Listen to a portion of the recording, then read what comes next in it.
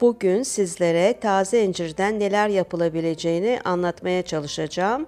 İncirlerden kışın tüketebileceğimiz tam 4 ürün yaptım. Yumuşak incirleri kaynatarak marmelat ve pestil, sert incirlerden cips, dalında kurumaya başlayan incirlerden de kuru incir yaptım ve bu arada İzmir Ödemiş'ten herkese merhabalar, kanalıma hoş geldiniz. Ben emekli resim işi öğretmeni Hatice Taşkoyan. Bugün de sizlere mutfağımdan sesleniyorum. Eşimin köydeki birkaç ağaçtan toplayıp eve getirdiği, dalında olgunlaşıp sararan incirleri bir tepsiye, ezik olanları bir tepsiye, sert olanları da bir tepsiye ayırarak bu işe başladım.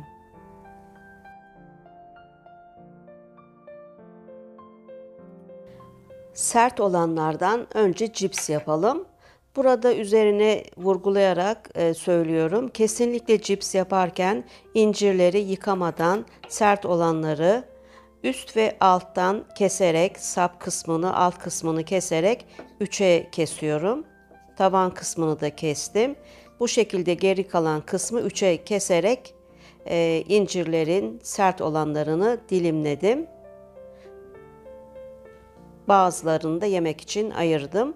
Terasımı tertemiz yıkadım. Burada birçok kış hazırlıkları yapıyorum. Cips ve pestili kuruturken pişirme kağıdı üzerinde muhakkak kurutunuz.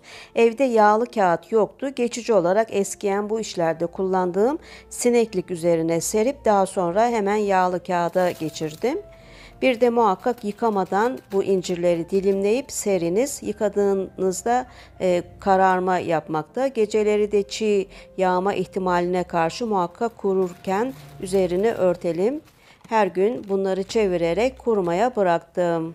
Cipsler kuruya dursun. Dalında bu şekilde burkan, sararan, olgunlaşan incirleri de manav kasalarının üzerine tülbent serip bunları burada kurumaya bıraktım balkonda.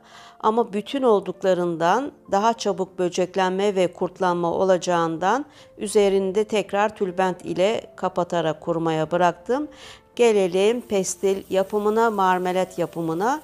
Ve bu yumuşayan en ezik incirleri de 2 su tertemiz yıkadım.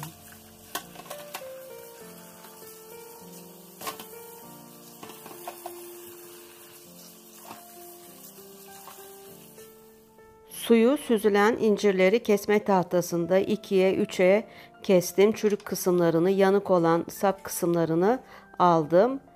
Büyükçe bir tencereye doldurdum. 3,5-4 kilogram incir var.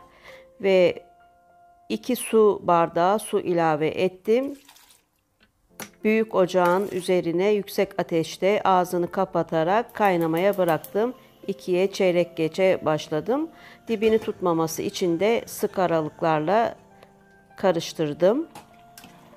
Daha sonra altını kısarak devam ettim. Bu da torunumun köpeği Peri. Peri bana eşlik ediyor. Misafir geldi.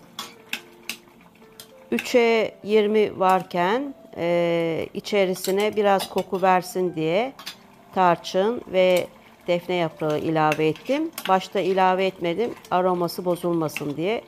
5-10 dakika bu şekilde kaynattım. Daha sonra bir 5-10 dakika sonra bu defne yaprağını, karanfili aldım. Yumuşayan incirleri yaklaşık 40 dakika sonra ocağın altını kapatarak iyice püre haline gelinceye kadar blenderdan geçtim. Terastaki masaya örtü serdim. Fırın kağıdının 3 tanesini marmelat ile yapıştırdım. Kepçe yardımı ile güzelce ince bir tabak olarak döktüm. Daha sonra bu aparat ile üzerinden düzledim ve kurumaya bıraktım. Havanın sıcaklığına göre pestil 2-3 günde kurur rahatlıkla. Bunları daha önce yapmaya başladığımdan kurudular ve topladım. Tencere dibindeki geri kalan marmelatı da bu şekilde kaplara koyup buzlukta saklamaya bıraktım. Kek yapımında ve tatlılarda rahatlıkla kullanabilirim. Şeker yerine. Pestilin 3. günündeyiz ve gördüğünüz şekilde hafif kağıttan ayrılmakta ama bazı yerleri henüz yumuşak. Artık 3. günün akşamında çatı katını alıp orada beklemeye bırakacağım. Güneşin altında kalmasın. Burada birkaç gün kalabilir. Diğerlerini de topladım. Cipsler kurudu, incirler kurudu. Süreleri hava şartına göre değişebilir. Pestilin üzerindeki tozların gitmesi için güzelce nemli bez ile tamamını sildim. Dediğim gibi pestiliniz hava şartlarına göre değişebilir. Kağıttan ayrılıp ayrılmadığına bakınız. 3 günün sonunda gördüğünüz şekilde benim pestil kağıttan kolayca çıkmakta. Ne çok kuru olsun ne de çok yaş olsun, nemli olsun. Bir tarafı hafif ele dokunduğunda yapışkanlık versin. Buna dikkat ediniz. Gördüğünüz şekilde hafif ele dokunduğumda yapışıklık var. Mutfak makası ile kenarlarını kesmeye başladım. Bunu rulo yapıp önce tadına baktım.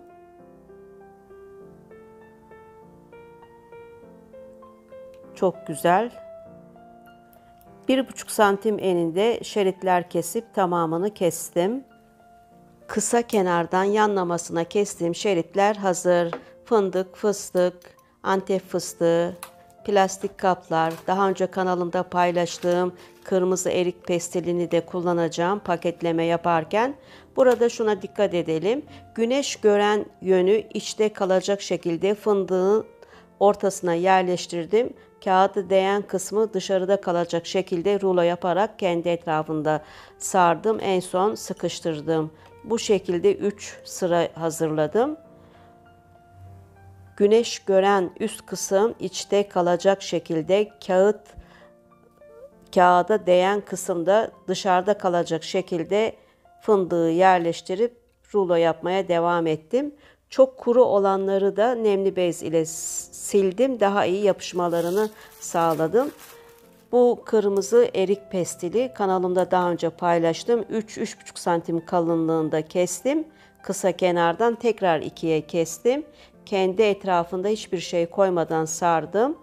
Bunları da dekor ve renk versin diye tam orta kısmına paketin yerleştirdim. Son ruloyu da yapıp üzerine aroma versin diye bir tane defne yaprağı, 2-3 tane karanfil yerleştirip paketi kapattım. 3 fırın kağıdı üzerine serdiğim pestilden 2 büyük paket, bir de küçük paket pestil çıktı. Torunum Nefes'in fındığa alerjisi olduğundan bunu sade hazırladım.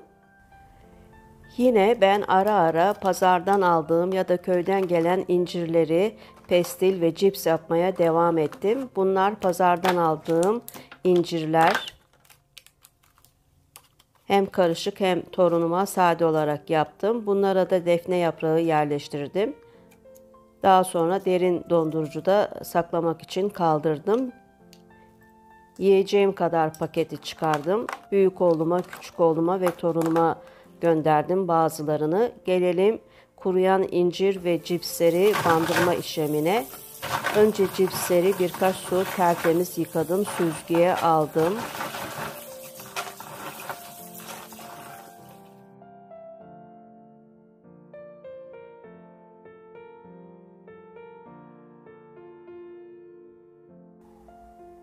Sonra kuruyan incirleri tekrar birkaç su yıkadım. Onları da süzgüye aldım.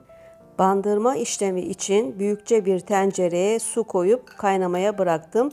Çubuk tarçın, defne yaprağı, kekik ve karanfil gerekli bandırma işlemi için biraz bunlardan tabağa aldım. Kaynayan suyun içerisine koyup yarım kapatarak 5 dakika sonra bandırma işlemine başladım. Büyükçe delikli bir kepçe yardımı ile cipsleri alıp bir miktarını birden 12'ye 15'e kadar sayarak sıcak suyun içinde bekletip daha sonra süzgüye aldım. Aynı şekilde devam ettim. Bandırma işlemini böceklenme, kurtlanma olmasın ve dışarıda kurudukları için temizlensin diye yapıyoruz. Tamamını bandırdım. Su soğuduğu için tekrar kaynamaya bıraktım. Kuruyan incirlerin tamamını tülbent içerisine alıp bağladım ve bunları tamamını bandırdım. Birden 15'e 20'ye kadar sayarak sıcak su içerisinde birkaç kez daldırdım, çıkardım. Sıcak suyu da süzdüm. İçerisindeki bu baharatları sererken kullanacağım. Manav kasalarının üzerine örtü serdim terasta ve bandırdığım bu cipsleri, incir kurularını güzelce serdim. Tencerede kaynayan baharatları, bu kekik, tarçın, karanfilleri de üzerine serptim. Aroma ve koku versin diye kururken. Tekrar tozlanma olmasın diye tülbent serip bir gün tamamını kapatıp sıkıca kurumaya bıraktım. Ertesi gün bunları içeriye aldım, kurudular ve küçük paketlerde kaldırarak yine üzerine defne yaprağı, karanfil ilave ederek paketledim. Bunların da tamamını hazırladıktan sonra derin dondurucuda ne olur ne olmaz saklıyorum. İncir kuruları gördüğünüz gibi gayet güzel olmuş. Bunları da elimle düzelterek küçük paketlere yerleştirip yine defne yaprağı ve karanfil ilave ederek paketledim.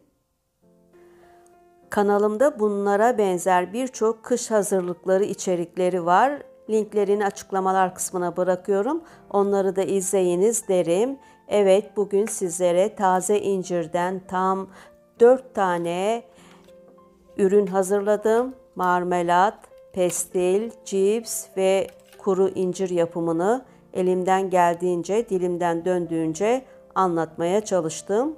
Umarım beğenmiş ve faydalı bulmuşsunuzdur. Bu 4 ürünün tadı, lezzeti hepsi farklı ve güzel. Püf noktalarıyla anlatmaya çalıştım. Bu marmelatı tatlı ve keklerde kullanabilirsiniz. Çikolata yerine cipsleri ve pestilleri kullanabilirsiniz. İncir kurularının ortalarına da ceviz ilave ederek yiyebilirsiniz. Şimdilik İzmir Ödemiş'ten başka projelerde görüşmek ve buluşmak üzere. Hoşça kalınız, sevgiyle kalınız, sağlıkla kalınız diyorum. Bir de ne diyorum? Asla hobisiz kalmayınız diyorum.